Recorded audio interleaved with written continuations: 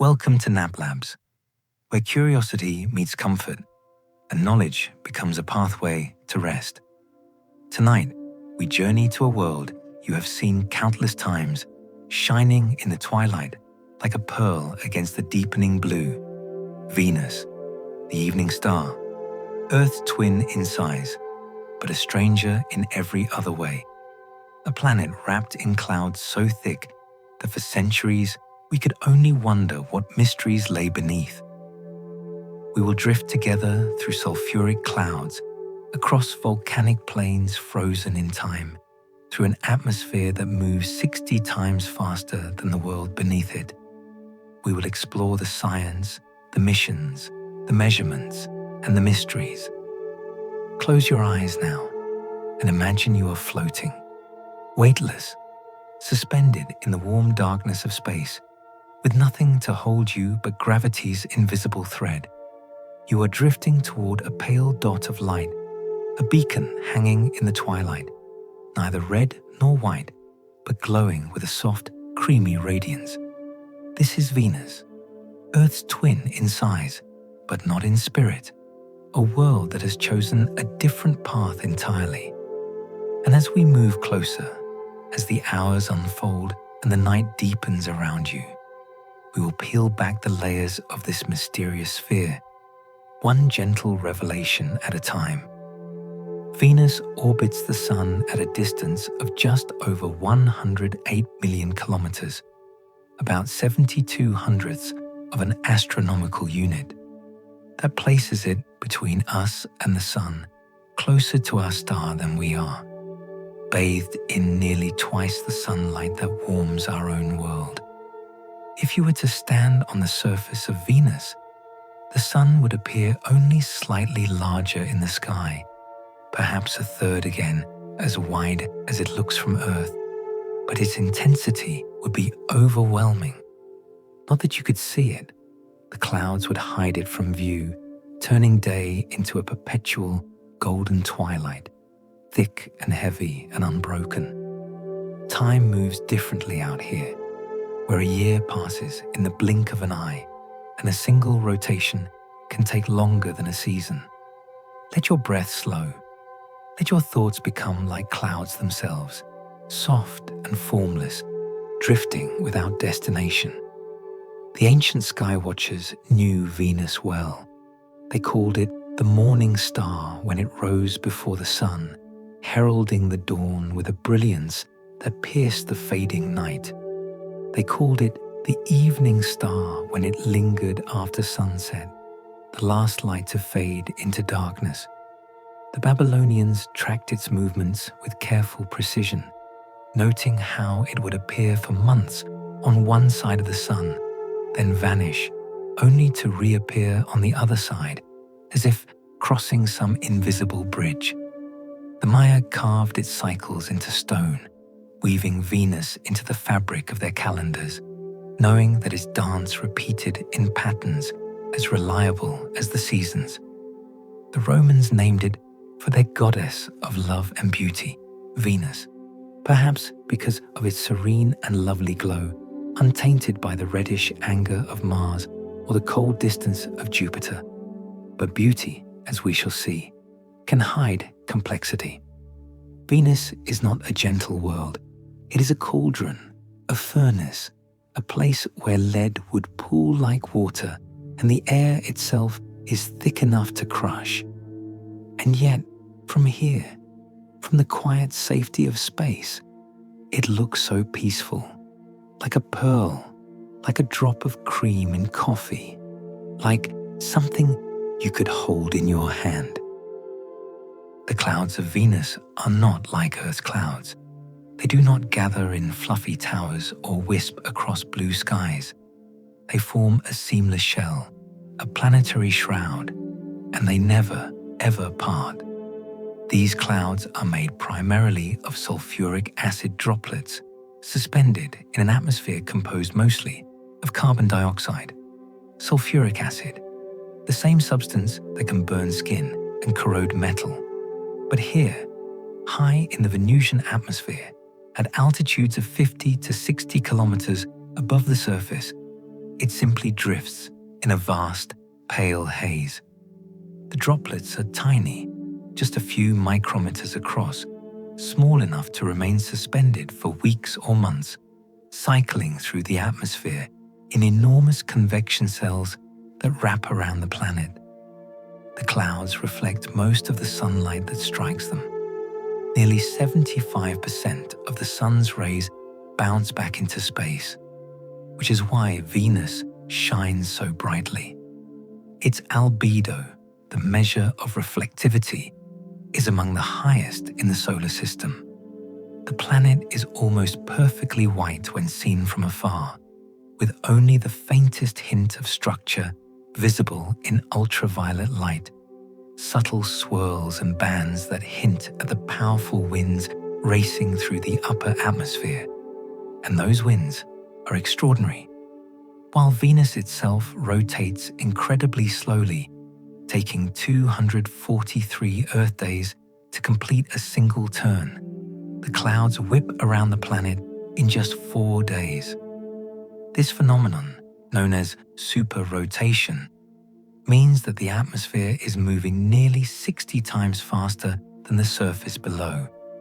At the cloud tops, winds can reach speeds of 360 kilometers per hour, racing westward in the same direction as the planet's rotation, but vastly outpacing it.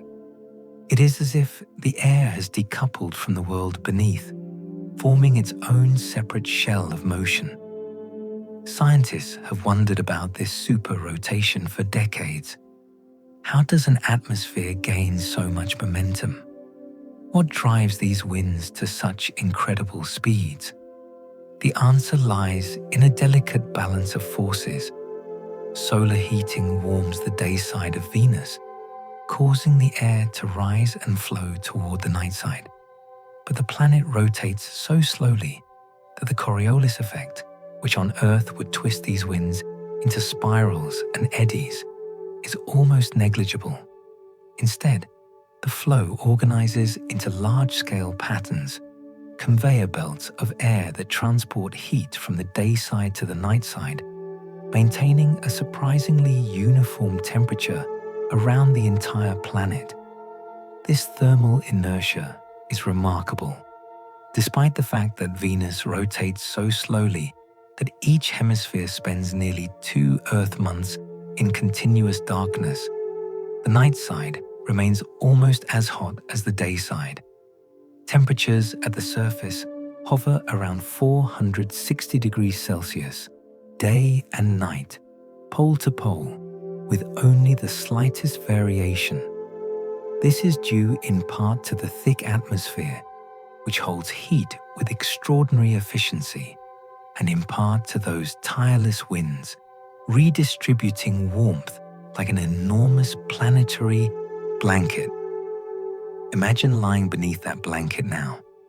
Not the crushing heat of the surface, but the idea of it, the concept of a world so thoroughly insulated that it never cools, never rests, never experiences the relief of a cold dawn or a chilly midnight. And yet, here you are, safe and cool, your own blanket just the right weight, the air around you just the right temperature. Feel that comfort. Let it anchor you as we continue our descent. The sulfuric acid clouds form in distinct layers. The uppermost haze begins around 70 kilometers above the surface, where the atmosphere is thin enough that sunlight can penetrate with some ease. Below that, the main cloud deck stretches from about 48 to 70 kilometers, dense and opaque, a region where the acid droplets are largest and most concentrated. And below that, a thin lower haze extends down to perhaps 30 kilometers, where the increasing pressure and temperature begin to break down the acid droplets, turning them back into vapor. These clouds are not static. They churn and swirl, driven by convection and by the planet's strange thermal patterns. In ultraviolet light, which reveals differences in the abundance of sulfur dioxide and other trace gases, The clouds showed dark markings, Y-shaped features, and irregular patches that rotate around the planet, carried by the super-rotating winds. These features were first glimpsed by Earth-based telescopes in the mid-20th century, when photographers began using ultraviolet filters to peer through the glare. For much of human history, Venus remained a mystery precisely because of those clouds. No telescope, no matter how powerful, could see through them. The surface was hidden, locked away, and astronomers could only speculate about what lay beneath. Some imagined a tropical paradise, warm and wet, perhaps covered in swamps or oceans, a young Earth waiting to be explored. Others suspected a desert, baked and barren. The truth, as we would eventually discover, was stranger and more hostile than almost anyone had guessed. The first spacecraft to reach Venus was the Soviet probe Venera 1, launched in February of 1961. It was intended to fly past the planet and transmit data, but contact was lost long before it arrived. Still, it was a beginning, a first step. Over the following decades, the Soviet Union would send more than 20 missions to Venus, a campaign of exploration unmatched in its persistence and ambition. The early attempts often failed, victims of the harsh conditions or technical difficulties, but each mission taught valuable lessons. In December of 1962, NASA's Mariner 2 became the first spacecraft to successfully fly by Venus, passing within 34,800 kilometers of the planet and measuring its temperature with infrared radiometers. The readings were shocking. The surface was hot, far hotter than anyone had expected, with temperatures exceeding 400 degrees Celsius. This was no tropical world. This was an inferno. The Soviets achieved another milestone in March of 1966, when Venera 3 became the first spacecraft to impact another planet, crashing into Venus after its communication system failed. But Venera 4, arriving in October of 1967, successfully deployed a descent probe that transmitted data as it fell through the atmosphere. The probe measured pressure and temperature, confirming the extreme conditions, and detected the overwhelming presence of carbon dioxide. It ceased transmission at an altitude of about 25 kilometers, likely crushed by the increasing pressure before it reached the surface. Venera 5 and 6 in 1969 refined these measurements, and then Venera 7 in December of 1970 achieved something extraordinary. It became the first spacecraft to transmit data from the surface of another planet. The probe survived for 23 minutes on the Venusian ground, long enough to confirm a surface temperature of 475 degrees Celsius and a pressure 92 times that of Earth's atmosphere at sea level. 92 atmospheres. That is the equivalent of being submerged nearly 1 kilometer beneath the ocean. Imagine descending into deep water, the pressure building with every meter, the light fading, the world above becoming a distant memory. But instead of water, you are sinking through an ocean of gas, so thick it is almost a fluid. And instead of growing colder, the world around you is growing hotter, until the very air glows with heat. Later, Venera missions carried cameras, and for the first time, humanity glimpsed the surface of Venus. The images were grainy and sepia-toned, lit by the diffuse glow that filters through the clouds, and they showed a landscape of rocks and flat plains, ancient lava flows frozen in place. The rocks were sharp-edged, not rounded by wind or water, because Venus has no water and its winds at the surface are sluggish, just a few kilometers per hour, too weak to erode stone. The heat and pressure had preserved the landscape in a kind of stasis, unchanging for hundreds of millions of years. The Soviet probes also detected lightning in the atmosphere, bright flashes that illuminated the clouds from within, though whether this lightning is similar to Earth's or driven by different mechanisms remains uncertain. They measured wind speeds at different altitudes, tracing the transition from the roaring super-rotation of the upper atmosphere to the near stillness of the surface. They analyzed the composition of the rocks, finding basalt, the same volcanic rock that covers much of Earth's ocean floor and forms the islands of Hawaii. NASA's Pioneer Venus mission, arriving in 1978, placed an orbiter around the planet and dropped 4 atmospheric probes, 1 large and 3 smaller, which sampled the atmosphere at different locations. The large probe carried instruments to analyze the chemistry of the clouds, detecting sulfuric acid as expected, along with traces of water vapor, sulfur dioxide, carbon monoxide, and other gases.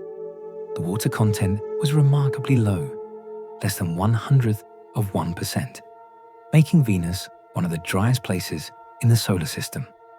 This dryness is one of Venus's great puzzles. Earth and Venus are similar in size and mass, both formed from the same region of the early solar nebula, and both should have started with similar amounts of water. Yet Venus lost its water almost entirely, while Earth retained its oceans. How did this happen? The answer likely lies in the planet's proximity to the Sun. When Venus was young, it may have had oceans of its own, liquid water covering much of the surface, just like early Earth. But being closer to the Sun, it received more solar radiation, and the oceans began to warm. Warm water evaporates more readily, and water vapor is a powerful greenhouse gas, trapping heat and causing further warming in a runaway feedback loop. As the temperature rose, more water evaporated, and the greenhouse effect intensified. Eventually, the oceans boiled away entirely, filling the atmosphere with steam. And then, high in the atmosphere, ultraviolet light from the sun broke apart the water molecules, splitting them into hydrogen and oxygen. The hydrogen, being light, escaped into space, lost forever. Some of the oxygen may have combined with surface rocks, oxidizing them, while the rest was also lost. Over hundreds of millions of years, Venus lost its water, molecule by molecule, until almost nothing remained. This process is called a runaway greenhouse effect, and it represents a cautionary tale, a glimpse of what might happen to a world that grows too warm. But let us not dwell on caution or warnings. Let us simply observe, with curiosity and wonder, how different choices, different distances from the sun, can lead to such dramatically different outcomes. Earth and Venus, siblings in size, strangers in fate. The Pioneer Venus orbiter carried a radar instrument, which allowed scientists to map the surface of Venus despite the obscuring clouds. Radar works by bouncing radio waves off the surface and measuring the time it takes for the signal to return. By analyzing the strength and timing of the echoes, researchers can determine elevation and surface roughness. The Pioneer radar revealed a landscape dominated by rolling plains, with 2 large highland regions, Ishtar Terra in the north and Aphrodite Terra near the equator, rising like continents above the lowlands. But the true revelation came in the 1980s and early 1990s with NASA's Magellan mission. Launched in May of 1989 and arriving at Venus in August of 1990, Magellan spent 4 years mapping the planet in exquisite detail, using synthetic aperture radar to achieve resolutions better than 100 meters. The images it returned transformed our understanding of Venus, revealing a world shaped almost entirely by volcanism. Volcanoes are everywhere on Venus. Vast shield volcanoes, some larger than any on Earth, sprawl across the plains. Steep-sided domes, called pancake domes, dot the highlands, formed by thick, viscous lava that piled up around volcanic vents. Long channels, carved by flowing lava, snake across the surface for hundreds or even thousands of kilometers, some as long as the Nile River. And everywhere, lava flows, some overlapping, some cutting across older features, a frozen record of eruptions past. There are impact craters as well, but not as many as one might expect. Only about 1,000 craters larger than a few kilometers in diameter have been identified, and they are distributed fairly randomly across the surface, with no heavily cratered ancient terrains like those found on the Moon or Mars. This suggests that the surface of Venus is relatively young, perhaps only a few 100 million years old, geologically speaking. At some point in the planet's past, perhaps between 300 and 500 million years ago, the entire surface was resurfaced by a massive wave of volcanic activity, erasing the older, heavily cratered terrain. Why this happened remains a mystery. One possibility is that Venus does not have plate tectonics like Earth. On our planet, the crust is divided into large plates that drift over the mantle, recycling material through subduction zones where one plate slides beneath another. This process releases heat from the interior and allows fresh crust to form at mid-ocean ridges. But Venus's crust may be too hot and weak to support plate tectonics. Instead, heat builds up beneath the surface until the crust can no longer hold it back, and then the entire lithosphere overturns in a catastrophic global resurfacing event. Imagine that, a world where the ground itself periodically melts and reforms, where mountains collapse and new ones rise, where the entire face of the planet is remade in a geological instant. And then, for hundreds of millions of years, silence, stasis, the surface cooling and solidifying, waiting for the cycle to begin again. But that is one theory among many. Some scientists believe that Venus may still be volcanically active today, with occasional eruptions adding to the landscape.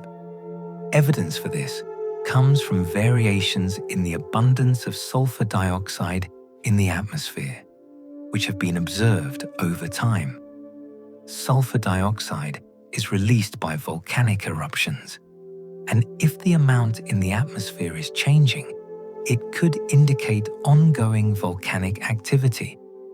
The European Space Agency's Venus Express mission, which orbited the planet from 2006 to 2014, detected possible hotspots on the surface, regions that appeared warmer than their surroundings, consistent with recent lava flows.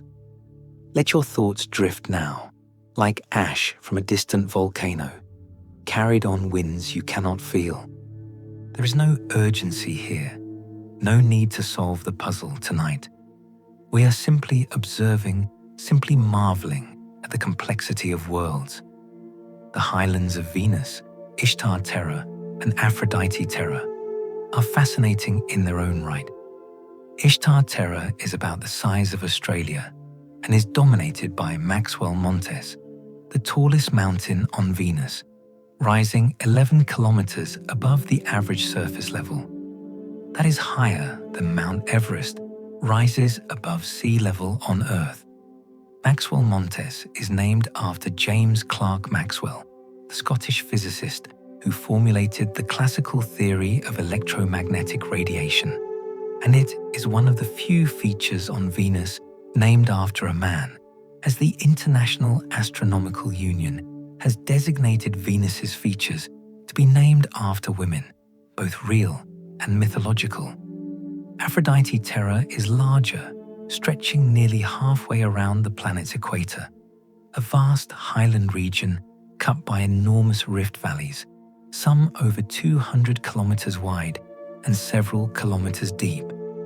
These rifts suggest that the crust has been pulled apart by tectonic forces, though not in the same way as Earth's plate boundaries.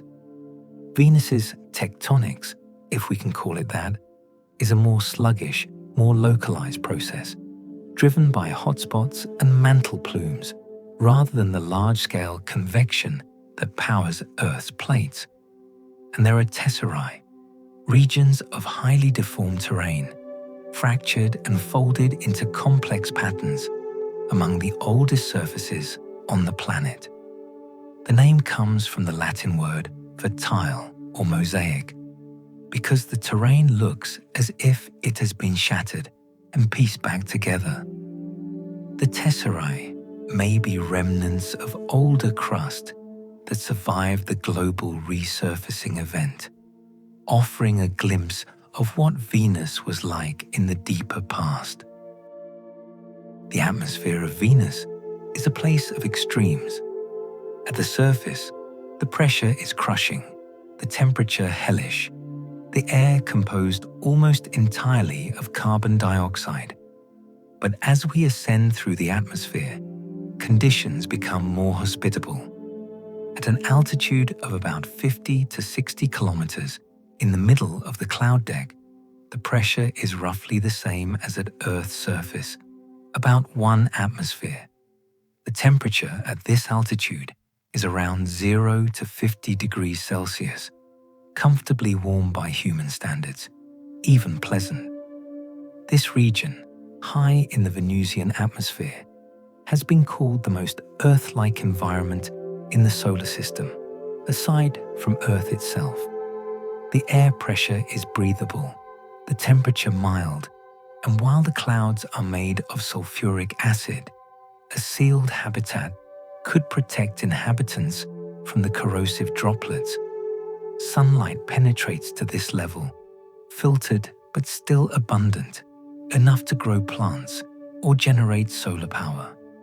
Some scientists and engineers have proposed floating habitats for Venus, buoyant structures filled with breathable air, which would naturally float at this altitude, drifting with the super-rotating winds, circling the planet every 4 days.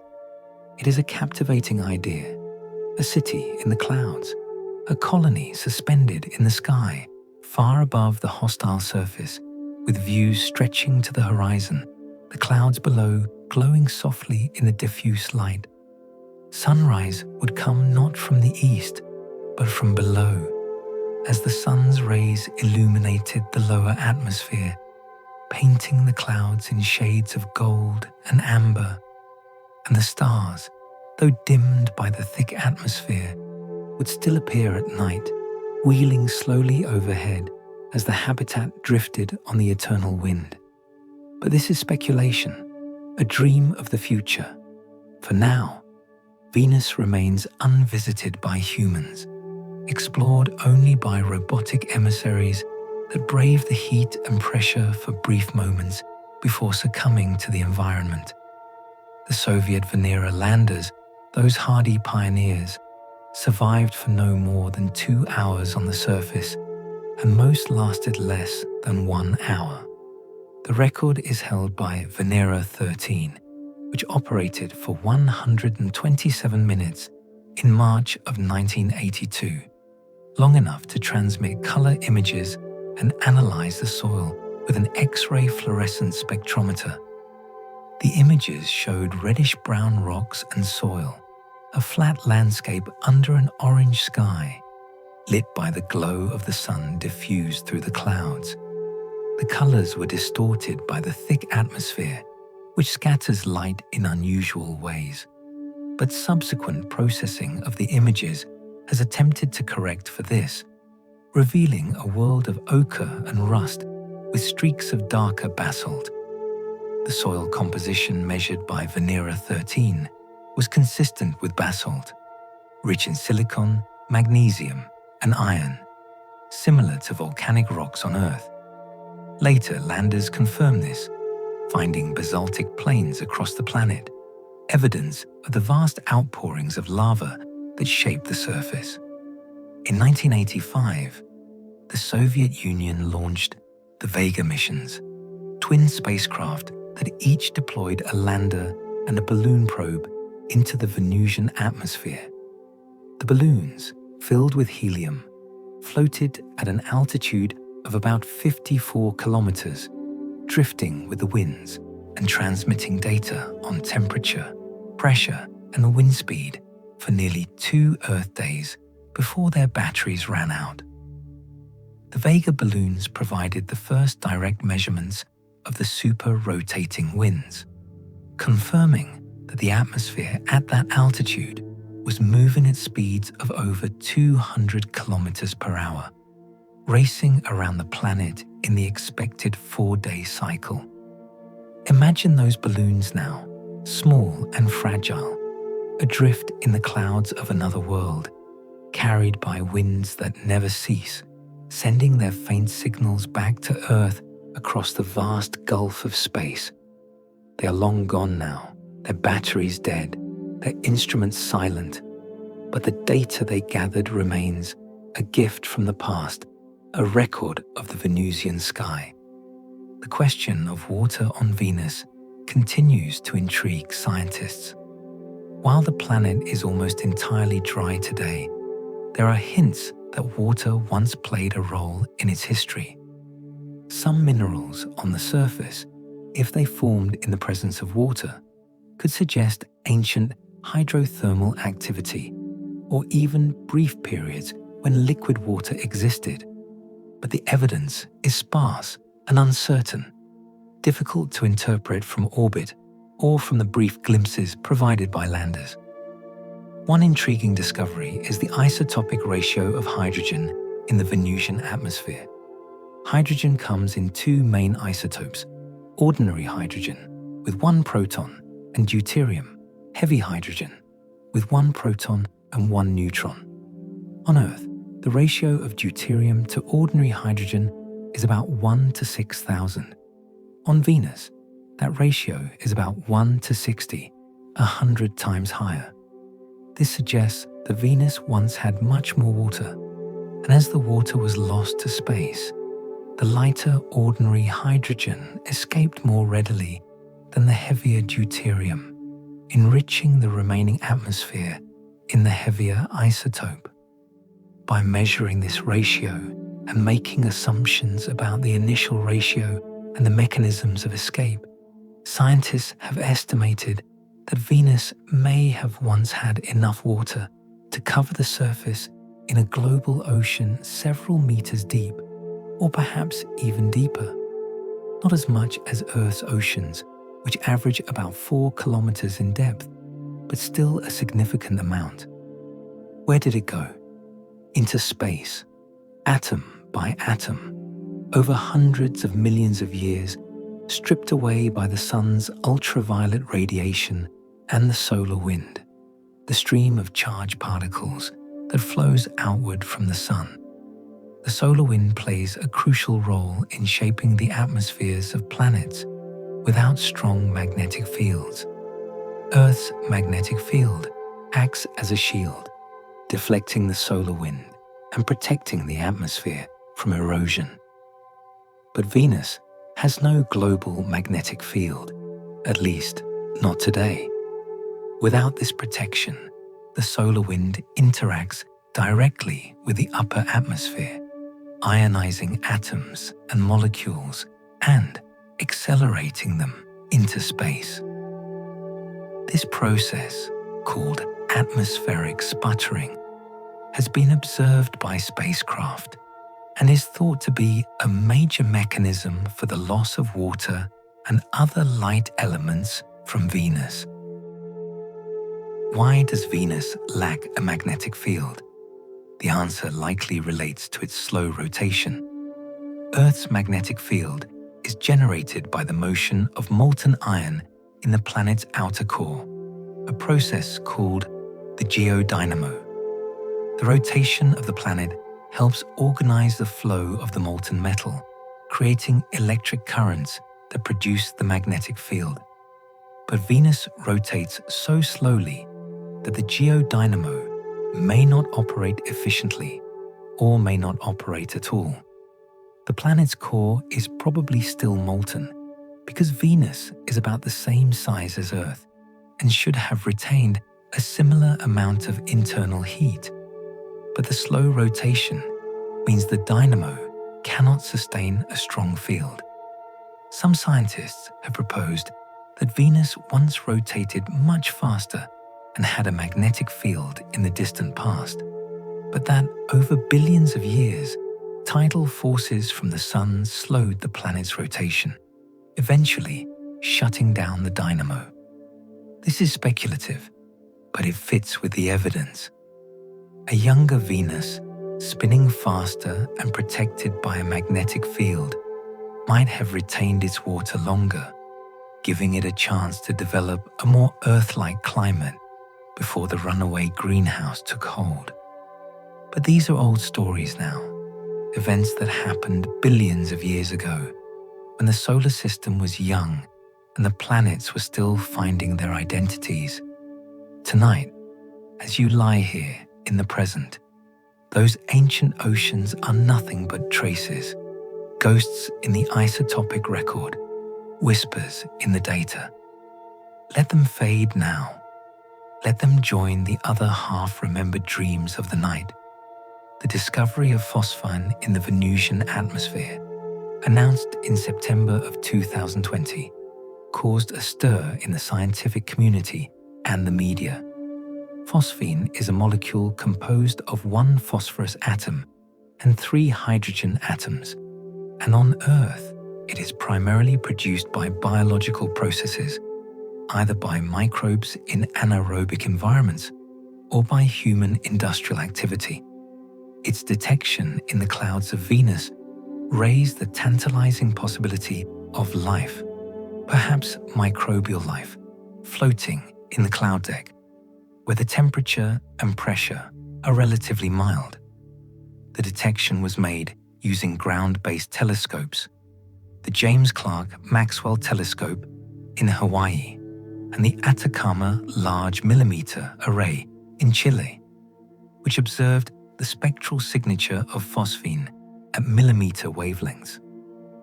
The initial announcement suggested a concentration of about 20 parts per billion in the atmosphere at an altitude of around 50 to 60 kilometers.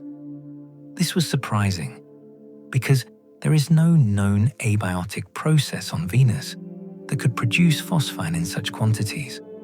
On Earth, phosphine is quickly destroyed by oxidation in the presence of oxygen, but Venus's atmosphere has very little oxygen, and the molecule could, in theory, persist longer there.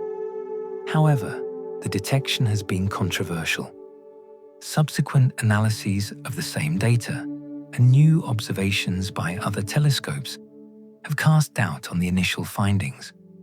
Some scientists argue that the spectral feature attributed to phosphine could be caused by other molecules, such as sulfur dioxide, or by errors in the data processing. Others have proposed alternative abiotic mechanisms for producing phosphine, such as volcanic activity or photochemical reactions driven by ultraviolet light. As of now, the phosphine detection remains unconfirmed and debated. Future missions to Venus with more sensitive instruments will be needed to settle the question. But even if the phosphine turns out to be an artifact or a misidentification, the episode highlights the enduring mystery of Venus and the possibility, however remote, that life might find a way even in the clouds of that strange world. Let the question hang there, unresolved, as questions do in the night. Not every story has an ending. Not every puzzle has a solution. Sometimes it is enough to simply wonder, to hold the possibility lightly, without grasping, without demanding certainty. The rotation of Venus is one of its most curious features. Not only does it rotate incredibly slowly, taking 243 Earth days to complete one turn, but it rotates in the opposite direction from most other planets. Seen from above the solar system's North Pole, most planets rotate counterclockwise, the same direction they orbit the Sun. This is a consequence of the way the solar system formed, from a rotating disk of gas and dust. But Venus rotates clockwise, a phenomenon called retrograde rotation. Why? No one knows for sure. One possibility is that Venus originally rotated in the same direction as the other planets, but at some point in its history, it was struck by a massive object, a protoplanet or a large asteroid, in a collision so violent that it reversed the planet's spin. Such giant impacts were common in the early solar system, when planetary formation was still underway and debris littered the orbits. The impact that reversed Venus's rotation would have been cataclysmic, melting much of the surface and potentially ejecting material into space. But over geological time, the planet would have recovered, cooling and solidifying into the world we see today. Another possibility involves tidal forces from the Sun. Venus's thick atmosphere is subject to strong thermal tides, driven by the heating and cooling of the air as the planet rotates. These tides can exert a torque on the planet, gradually changing its rotation rate. Over billions of years, these tidal forces might have slowed Venus's rotation, brought it to a halt, and then started it spinning in the opposite direction. This process is highly complex and depends on the details of the atmosphere's dynamics, but computer simulations have shown that it is at least plausible. Yet another idea is that Venus's rotation is in a state of equilibrium, where the gravitational pull of the Sun and the atmospheric tides are balanced in such a way that the planet is locked into its current, slow, retrograde spin.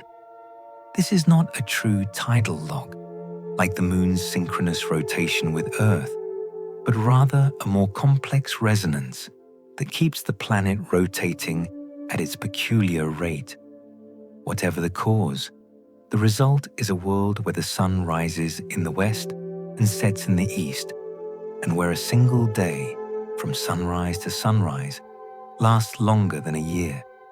A day on Venus is 117 Earth days long, because although the planet takes 243 days to rotate once, it also completes an orbit around the Sun in 225 days. And the combination of rotation and revolution means that the Sun returns to the same position in the sky every 117 days. Imagine that, a day that lasts 4 months, a sunrise so slow you would never notice it changing, the Sun creeping across the sky over the course of weeks, the light gradually shifting from dawn to noon to dusk. There would be no sense of urgency, no rush to greet the morning or to finish before nightfall. Time would move at a different pace, measured not in hours but in months. And yet, for the clouds racing around the planet, time moves quickly. Every 4 days, they circle Venus, blown by the super-rotating winds, while the surface beneath them turns with aching slowness, a mismatch of timescales, a planet divided against itself. The exploration of Venus is far from over. In recent years, there has been renewed interest in returning to the planet, driven by advances in technology and a growing recognition that Venus holds important clues to understanding not just the history of our solar system, but also the potential climates of exoplanets orbiting other stars. Many of the rocky exoplanets discovered so far are similar in size to Venus and orbit close to their stars, making them more like Venus than Earth. Understanding how Venus became the world it is today could help us predict which exoplanets might be habitable and which might be scorched. NASA has selected 2 missions to Venus as part of its discovery program. Da Vinci, which stands for Deep Atmosphere Venus, investigation of noble gases, chemistry, and imaging, will send a probe through the atmosphere, sampling its composition and taking high-resolution images as it descends. The mission will measure the abundances of noble gases and isotopes, which can reveal the history of the atmosphere and whether Venus ever had liquid water. It is currently scheduled to launch in the late 2020s and will provide the most detailed look at the Venusian atmosphere since the Pioneer Venus probes. Veritas, which stands for Venus Emissivity, Radio Science, INSAR, Topography, and Spectroscopy, will orbit Venus and use radar and infrared imaging to map the surface with even greater detail than Magellan, looking for evidence of active volcanism, tectonic deformation, and past water. The mission will also map the planet's gravitational field, which can reveal the structure of the interior and help scientists understand whether Venus has a molten core and why it lacks a magnetic field. The European Space Agency has also announced a mission to Venus called Envision, which will complement Veritas by studying the surface and atmosphere in detail, searching for signs of volcanic activity and analyzing the chemistry of the lower atmosphere. Together, these missions will usher in a new era of Venusian exploration, building on the legacy of the Soviet and American probes that came before. And there are proposals for even more ambitious missions, concepts for long-lived landers that could survive on the surface for weeks or months by using advanced cooling systems, ideas for balloons and airships that could drift through the clouds for extended periods, studying the atmosphere and searching for organic molecules or other signs of life. Even notions of sample return missions, which would collect material from the atmosphere or surface and bring it back to Earth for analysis. But these are dreams of the future, plans still taking shape on drawing boards and in computer simulations. For now, Venus remains as it has always been, a beacon in the sky, silent and distant, keeping its secrets. The chemistry of Venus's atmosphere is endlessly complex. Carbon dioxide dominates, making up 96.5% of the atmospheric mass, with nitrogen comprising most of the remainder at about 3.5%. But within those fractions lie traces of dozens of other compounds, each telling a part of the planet's story: sulfur dioxide, carbon monoxide, water vapor, hydrogen sulfide, hydrogen chloride, hydrogen fluoride. Each of these molecules is present in tiny amounts, measured in parts per million or parts per billion, but their presence reveals the processes at work. Sulfur dioxide, for instance, is thought to originate from volcanic outgassing. On Earth, volcanoes release sulfur dioxide into the atmosphere, where it quickly reacts with oxygen and water to form sulfuric acid, which then falls as acid rain. On Venus, there is no water to wash the acid away, so it remains suspended in the clouds, cycling through the atmosphere in a complex chemical dance. Ultraviolet light from the sun breaks down the sulfuric acid droplets in the upper atmosphere, releasing sulfur dioxide and water vapor, which then react again to form new acid droplets lower down. This cycle, called the sulfur cycle, is one of the key processes maintaining the cloud deck. But the sulfur dioxide concentration in the atmosphere varies over time, sometimes by a factor of 10 or more, and scientists are still debating why. Is it due to volcanic eruptions injecting fresh sulfur dioxide into the air? Or are there other processes, perhaps changes in the circulation patterns of the atmosphere, or variations in the photochemical reactions driven by solar activity? The answer is not yet clear, but the variations hint at a dynamic, changing world, not the static inferno that Venus is sometimes imagined to be. Carbon monoxide is another intriguing trace gas. It is formed in the upper atmosphere when carbon dioxide molecules are broken apart by ultraviolet light, a process called photodissociation. Carbon and oxygen atoms released can recombine in different ways, forming carbon monoxide and molecular oxygen. Some of the carbon monoxide is transported downward by atmospheric circulation, mixing into the lower atmosphere, where it can participate in other reactions. The presence of carbon monoxide, along with the detection of molecular oxygen in small amounts, shows that Venus's atmosphere is chemically active, driven by the energy of sunlight and the churning motions of the air. The clouds themselves are not uniform. They vary in thickness and composition with altitude and latitude. The upper haze is tenuous, the main cloud deck dense and opaque, the lower haze thin and wispy. Within the main deck, there are regions where the clouds are thicker and regions where they are thinner, creating the subtle patterns visible in ultraviolet light. The polar regions of Venus are particularly interesting. There, the super-rotating winds converge, forming enormous vortices, swirling patterns of cloud that resemble the eye of a hurricane, but vastly larger, spanning thousands of kilometers across.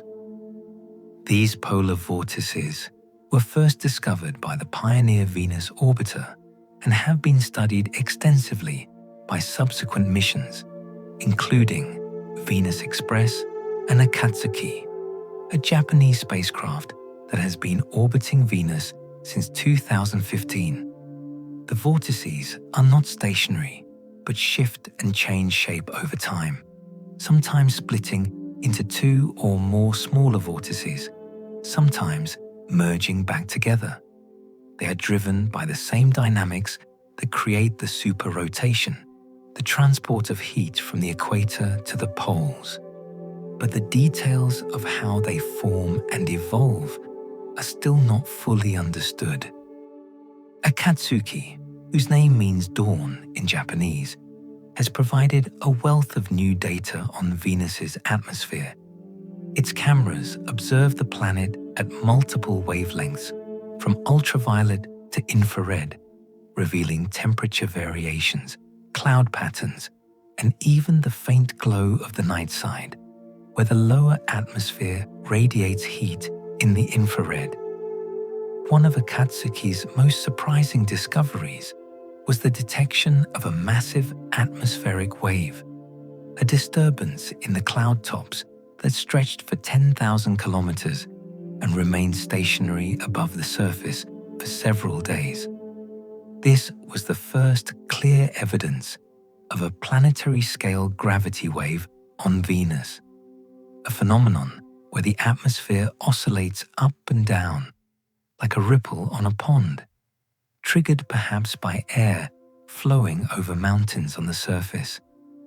The fact that this wave remains stationary, fixed in place relative to the surface, even as the clouds race past, suggests that the surface topography of Venus can influence the atmosphere high above, a connection between the slow-turning solid planet and the fast-moving gaseous shell.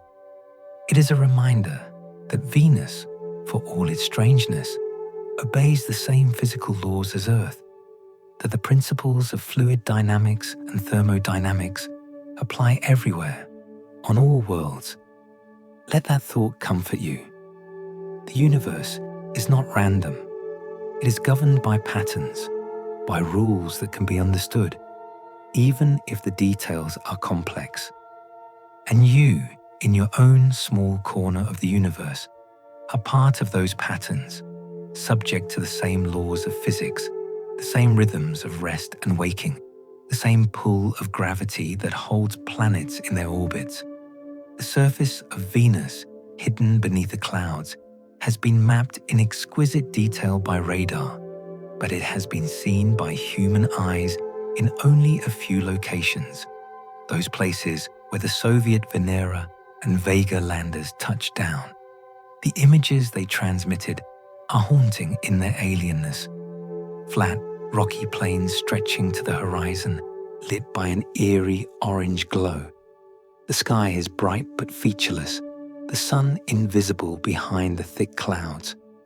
The rocks are dark and angular, basaltic boulders scattered across the ground, their surfaces unweathered because there is no water to erode them, and the winds are too weak to sand them down.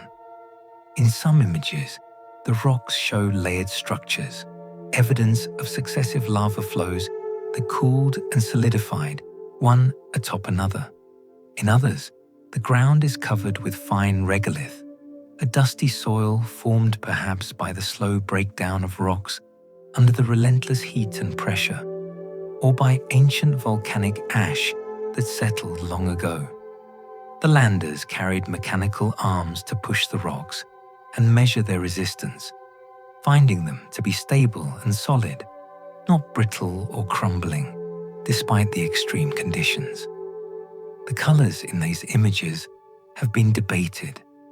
The cameras on the landers used filters to separate different wavelengths of light, and the resulting images had to be processed and combined to create color views. The thick atmosphere scatters light, especially blue light, which is why the sky appears orange. But what are the true colors of the rocks and soil? Some reconstructions show reddish browns and ochres, suggesting the presence of oxidized iron, rust-like minerals, formed perhaps in the distant past, when Venus had more oxygen. Others show darker grays and blacks, more typical of fresh basalt. We may never know for certain unless we return with better cameras, or unless we bring samples back to Earth. But in a way, the uncertainty adds to the mystery, the sense that Venus is a world still partly hidden, still partly unknowable. Imagine standing there, if you could, protected by some impossible suit that shields you from the heat and pressure. You would see a landscape frozen in time, unchanged for millions of years, a silent witness to the volcanic fury that shaped it. You would feel the weight of the atmosphere pressing down, 92 times the pressure you are used to, a tangible heaviness in every direction. You would hear nothing because sound travels differently in such a dense atmosphere, muffled and distorted, and there is nothing to make sound, no wind, no rain, no life. But you are not standing there. You are here, lying comfortably, safe from heat and pressure, safe from the sulfuric clouds and the crushing weight. Let that safety enfold you. Let it be a cocoon, soft and protective, holding you gently as you drift deeper into rest. The question of life on Venus, whether in the clouds or anywhere else, is one of the most provocative in planetary science. Life as we know it requires liquid water, a source of energy, and organic molecules, the carbon-based compounds that form the building blocks of cells. Venus has none of these in abundance. The surface is far too hot for liquid water, the atmosphere is almost entirely dry, and organic molecules would be quickly destroyed by the sulfuric acid and the intense heat. But life is adaptable. On Earth, microorganisms have been found in some of the most extreme environments imaginable. Bacteria thrive in boiling hot springs, where temperatures exceed 100 degrees Celsius. Others live in highly acidic lakes, where the pH is close to zero, as acidic as battery acid. Still others survive in the upper atmosphere, carried aloft by winds, forming dormant spores that drift for months or years before settling back to the surface. If life can exist in such extreme conditions on Earth, might it also exist in the clouds of Venus? The idea was first proposed by the biophysicist Harold Morowitz and the astronomer Carl Sagan in 1967 in a paper that speculated about the possibility of microbial life floating in the Venusian atmosphere. They noted that at an altitude of 50 to 60 kilometers, the temperature and pressure are Earth-like. And while the clouds are acidic, there are microbes on Earth that tolerate strong acids. The clouds also contain water, albeit in very small amounts, and they receive plenty of sunlight, which could provide energy for photosynthesis.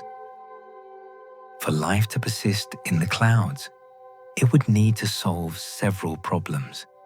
It would need to avoid falling to the lower, hotter layers of the atmosphere, where it would be destroyed.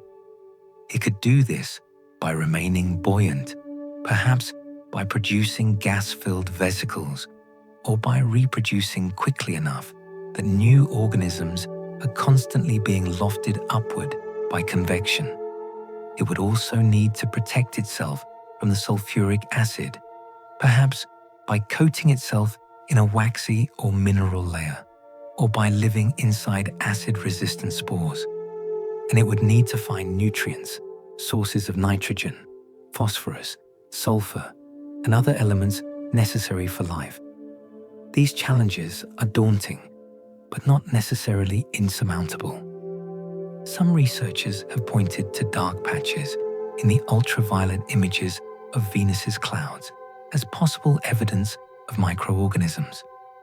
The patches absorb ultraviolet light in a way that is not fully explained by known chemistry, and they are similar in size and behavior to colonies of bacteria.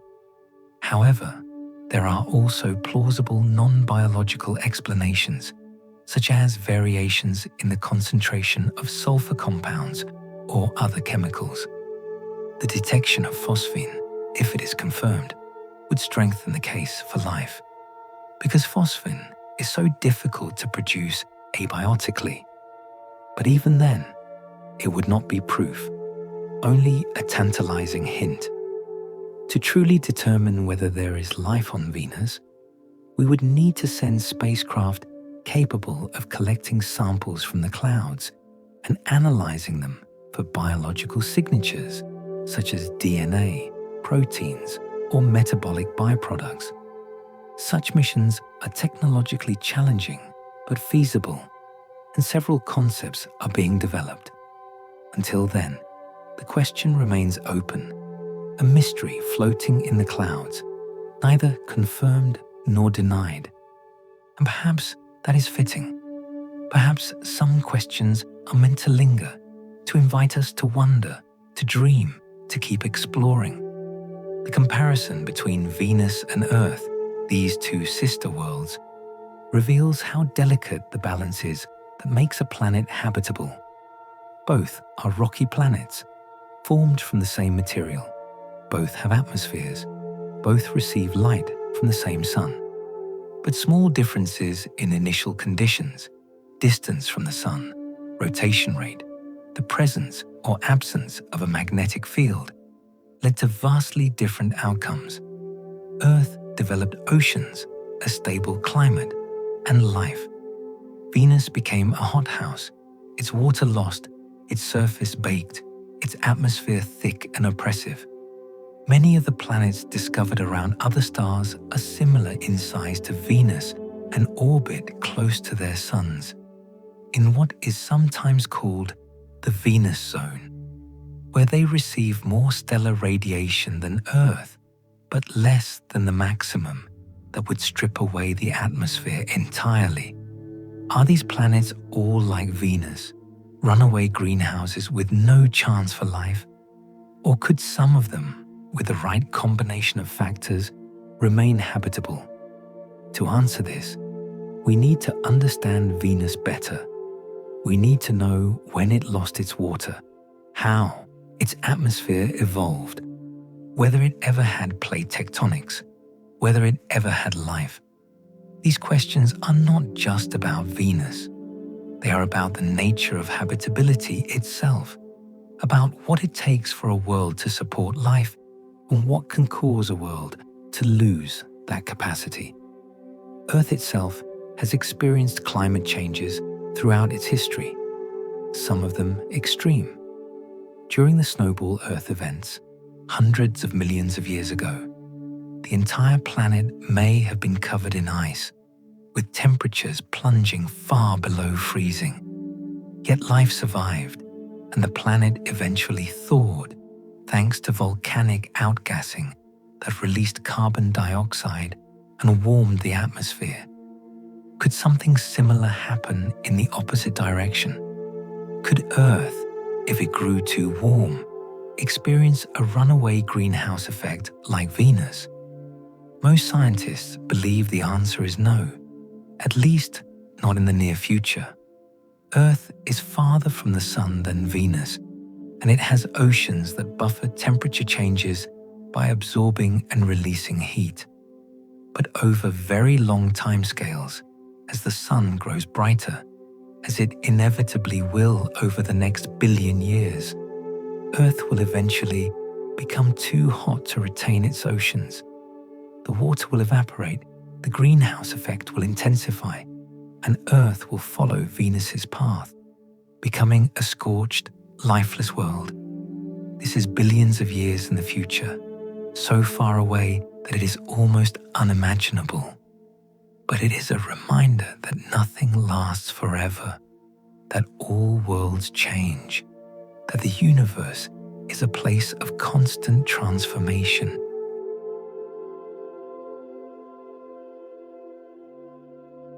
The magnetosphere of Venus, or rather its absence, has shaped the planet's evolution in profound ways. Without a global magnetic field, Venus is exposed to the solar wind, the stream of charged particles that flows outward from the Sun at speeds of several hundred kilometers per second. When these particles encounter Venus, they interact directly with the upper atmosphere, creating an induced magnetosphere, a magnetic field generated by the interaction itself rather than by the planet's core. This induced magnetosphere is weaker and less stable than Earth's magnetic field. It provides some protection, deflecting some of the solar wind around the planet, but it cannot prevent atmospheric loss. Ions in the upper atmosphere, atoms that have lost electrons and become electrically charged, are accelerated by electric fields in the induced magnetosphere and escape into space, carried away by the solar wind. Over billions of years, this process has stripped away a significant portion of Venus's atmosphere, including much of its water. The European Space Agency's Venus Express mission studied this process in detail, measuring the escape rates of hydrogen, helium, and oxygen from the upper atmosphere. The spacecraft found that Venus is still losing atmosphere today, though at a rate much slower than it did in the distant past, when the Sun was younger and the solar wind was stronger. In the early solar system, the solar wind was perhaps 10 times more intense than it is today, and the atmospheric loss rates would have been correspondingly higher. This has implications for the history of water on Venus. If Venus had oceans early in its history, as some scientists believe, those oceans would have been vulnerable to loss not only through the runaway greenhouse effect, but also through atmospheric sputtering by the solar wind. The water molecules, broken apart by ultraviolet light into hydrogen and oxygen, would have been ionized in the upper atmosphere and swept away into space, never to return. Over time, the oceans would have vanished, leaving only the traces we see today in the isotopic ratios. Some researchers have calculated that Venus may have lost the equivalent of a global ocean several tens of meters deep over the past 4 billion years, just from solar wind erosion alone. Combined with the loss from the runaway greenhouse, the total amount of water lost could have been much greater, perhaps enough to cover the planet in a global ocean hundreds of meters or even kilometers deep. This remains speculative, but it fits with the evidence and with our understanding of planetary evolution. Close your eyes and picture that ancient ocean shimmering under a younger sun, waves lapping against shores that no longer exist. It is a ghost now, a memory written in the language of atoms, in the ratios of isotopes, in the scars left on the planet's face. But for a time, perhaps for hundreds of millions of years, Venus may have been a water world, as blue as Earth, as full of possibility. And then it changed. The sun grew hotter, the oceans warmed, the water evaporated, the greenhouse took hold, and Venus became what it is today. A transformation so profound, so total, that it is almost impossible to imagine. But it happened. And in happening, it teaches us that worlds are not static, that they evolve, that their futures are not written in stone, but shaped by countless factors, some predictable, some not. The volcanic landscape of Venus tells a story of violence and renewal. The vast lava plains, the towering shield volcanoes, the intricate patterns of fractures and ridges all speak of a planet where the interior is still active, still churning, still releasing heat. But the mechanisms are different from Earth's. Without plate tectonics, Venus cannot recycle its crust in the same way, cannot subduct old crust back into the mantle and create new crust at spreading ridges. Instead, the heat builds up beneath the surface, melting the crust from below until it erupts in massive volcanic events that reshape the entire planet. This process, sometimes called episodic or catastrophic resurfacing, may occur on a cycle of hundreds of millions of years. The crust thickens and cools, insulating the interior, trapping heat. Pressure builds, magma accumulates, and then, in a relatively short period of geological time, perhaps just a few million years, the entire surface is flooded with lava. The old crust is buried or melted, and the cycle begins anew. The current surface of Venus, with its relatively young age and its lack of heavily cratered terrain, may be the result of the most recent resurfacing event, which occurred somewhere between 300 and 500 million years ago. Since then, volcanic activity has continued, but at a much lower rate. Individual eruptions build new volcanoes, flow lava across the plains, create new channels and domes. But these are localized events, not global catastrophes. The planet is in a quiescent phase, cooling slowly, waiting for the next great resurfacing. Or is it? Some scientists believe that Venus may still be volcanically active today, with eruptions occurring sporadically, too small and too infrequent to be easily detected from orbit, but significant enough to release gases into the atmosphere and create fresh lava flows. The evidence for this is indirect but intriguing. Variations in the concentration of sulfur dioxide, possible hotspots detected in infrared images, changes in the appearance of certain surface features over time. None of this is conclusive, but it suggests that Venus is not entirely dormant, that the fires beneath the crust still burn, that the planet is still alive in its own way. Imagine a volcano on Venus, erupting in slow motion, thick lava oozing from a vent, spreading across the plain, glowing red in the oppressive heat. There is no water to turn the lava into steam, no atmosphere thin enough to allow explosive eruptions, just a steady, relentless flow, adding layer upon layer to the surface, building the landscape grain by grain. It is creation and destruction at once, the old buried by the new, the cycle turning as it has for billions of years.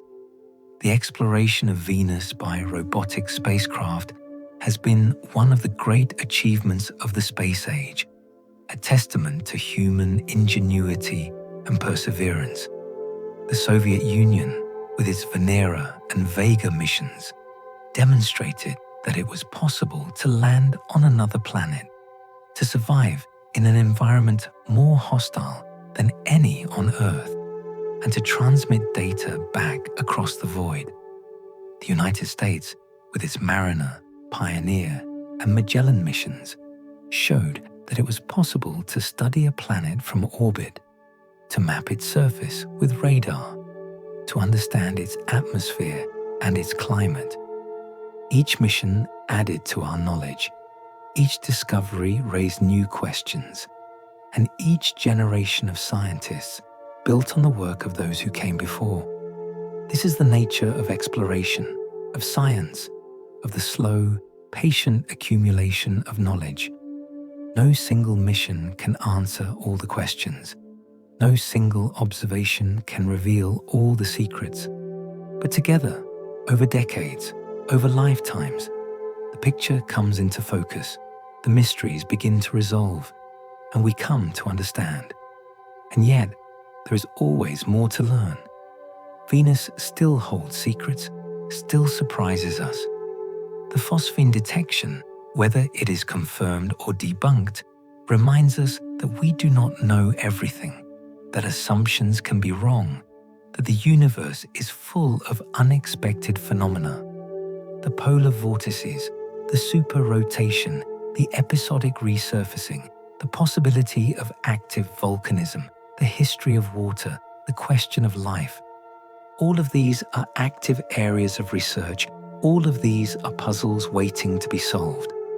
The future missions, Da Vinci and Veritas and Envision, will provide new data, new insights, new pieces of the puzzle.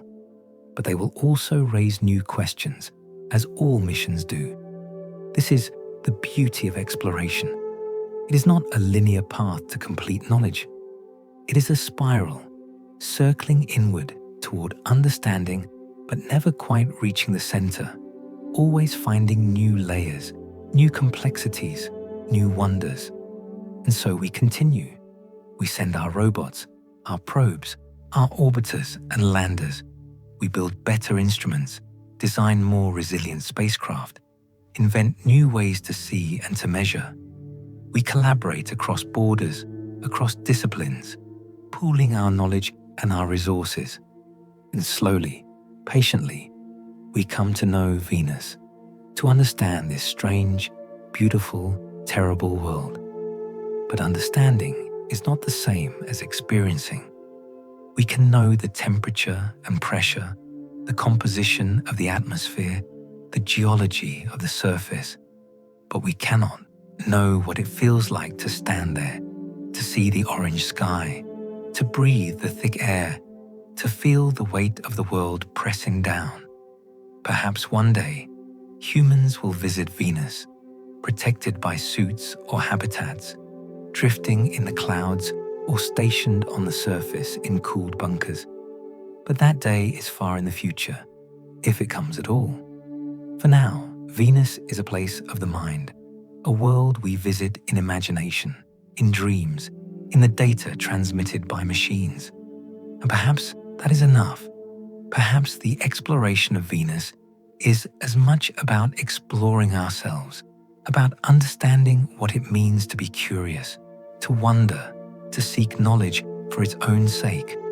We are creatures of Earth, adapted to its mild climate, its abundant water, its breathable air. Venus is alien to us, inhospitable, dangerous. But we study it anyway, not because we can live there, but because it is there, because it is part of our solar system, because it is a piece of the cosmic puzzle. The night sky of Venus, though invisible to anyone on the surface, is a thing of beauty when viewed from space. The planet's orbit brings it between Earth and the Sun, and when it passes in front of the Sun as seen from Earth, we witness a transit of Venus, a rare event where the planet appears as a small, dark dot moving slowly across the face of the Sun. Transits of Venus occur in pairs, 8 years apart, and then not again for more than a century. The last pair was in 2004 and 2012. The next will not occur until 2117 and 2125. Historical transits of Venus were crucial for determining the scale of the solar system. In the 18th century, astronomers organized expeditions to observe the transits from different locations around the world, using the parallax method to calculate the distance from Earth to the Sun, the astronomical unit. This was one of the great international scientific collaborations of the age, with observers traveling to remote locations, braving hardships and dangers to make precise measurements of the transit's timing. The most famous of these expeditions was led by Captain James Cook, who sailed to Tahiti in 1769 to observe the transit. His observations, combined with those from other locations, allowed astronomers to refine their estimates of the astronomical unit, laying the foundation for our modern understanding of the solar system's scale. It was a triumph of science and navigation, of human determination and ingenuity. From Venus itself, if you could somehow stand on the surface and look up, you would never see the stars. The clouds are too thick, the atmosphere too opaque. Even the sun is hidden, reduced to a diffuse glow that fills the sky with soft, directionless light. There are no sunrises or sunsets in the way we experience them. No moments when the sun appears on the horizon and paints the sky in colors. Just a slow, imperceptible brightening as day begins, and a slow, imperceptible fading as night falls. But from above the clouds, Venus is radiant. The clouds reflect sunlight with dazzling brilliance, making the planet one of the brightest objects in Earth's sky, outshone only by the sun and the moon. Ancient peoples knew Venus well, tracking its movements, incorporating it into myths and legends. The Greeks called it Phosphorus when it appeared in the morning, and Hesperus when it appeared in the evening, not realizing at first that they were the same object. The beauty of Venus, as seen from Earth, is deceptive. It looks like a star, serene and constant, but it is a world of extremes, of heat and pressure, of wind and cloud, of volcanoes and ancient seas. It is a reminder that appearances can be deceiving, that what looks peaceful from a distance may be turbulent up close. Our journey is nearly complete. We have descended through the clouds, explored the surface, examined the atmosphere, traced the history of water and the mysteries of magnetism and the possibility of life. We have marveled at the super rotation and the slow spin, the volcanic plains and the highland plateaus, the sulfuric clouds and the crushing pressure. And now, it's time to rest. Time to let the knowledge settle, to let the images fade, to let the mind grow quiet.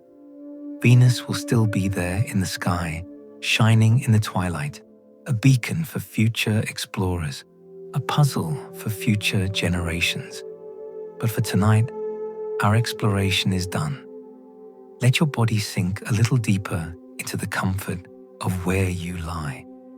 Feel the weight of your limbs, the gentle pressure against the surface beneath you. Notice how still you are, how calm, how quiet. The universe is vast, but you are here, in this moment, in this breath. Venus is 41 million kilometers away at its closest approach to Earth, 162 million at its farthest. But distance is just a number, just a measure. In your mind, you have traveled there and back, crossed millions of kilometers without moving, seen wonders without opening your eyes.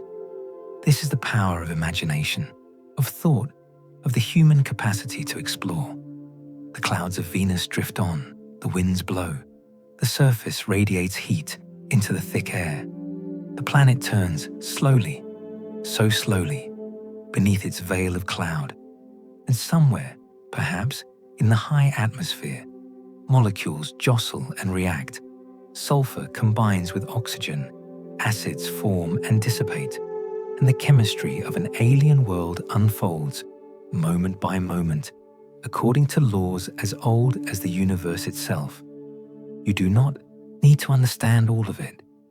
You do not need to remember every detail, every number, every name.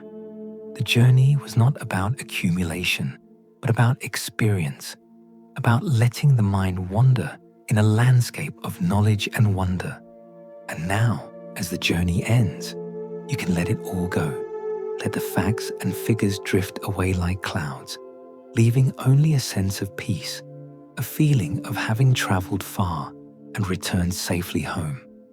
The sky above you, wherever you are, is filled with stars and planets, each with its own story, its own mysteries. Venus is just one of them, one small world in a solar system of 8 planets, hundreds of moons, millions of asteroids, billions of comets. And our solar system is just one of hundreds of billions of star systems in the Milky Way galaxy, which is itself just one of trillions of galaxies in the observable universe. The scale is incomprehensible, the numbers too large to grasp. But you do not need to grasp them. You only need to know that you are part of this vast cosmos, that the atoms in your body were forged in the hearts of stars, that you are made of stardust, literally, scientifically, truly. You are connected to Venus, to Earth, to every world and every star by the fundamental forces and particles that bind the universe together. The story of Venus is a long one, spanning billions of years, from the formation of the solar system to the present day, and stretching forward into a future we can only imagine. It is a story of transformation, of a world that changed from something we might recognize into something utterly alien. It is a story of loss, of oceans evaporated, of atmospheres stripped away, of magnetic fields fading. But it is also a story of persistence, of a planet that endures, that continues to exist, to turn, to shine despite everything. And perhaps there is a lesson in that. Not a moral, not a warning, but simply an observation. Worlds change, everything changes, nothing is permanent. But existence itself continues, the universe unfolds, and beauty can be found even in the strange, even in the alien, even in the places we cannot go. Rest now. The universe will still be here when you wake. I wish you a very good night.